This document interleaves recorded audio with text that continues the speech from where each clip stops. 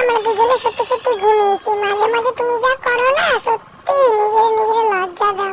আমার আর কিছু করো না। আর ওইদিকে কি শুরু করছে দিদা? ও মা গো মা, দেখছো এই পাশের বাড়ির লোকগুলো এমন খ্যাদের খ্যাদ, জঙ্গলের পর জঙ্গল। দাও তো নিজের বাড়ির কাজগুলো আমার বাড়ির পেছনে এসে তখন ঠক্কর ঠক্কর ঠক্কর ঘুমের পুরো 12টা বাজায় দিল। বেহা বেঈমান মানুষ, দূর দূর। চল ভাই, আমরা আমাদের কাজ করি, আর তুই আমার টুঙ্গাটা চাই ঘুমাইলি। বন্ধুরা তোমরা দেখো, লাইক করো।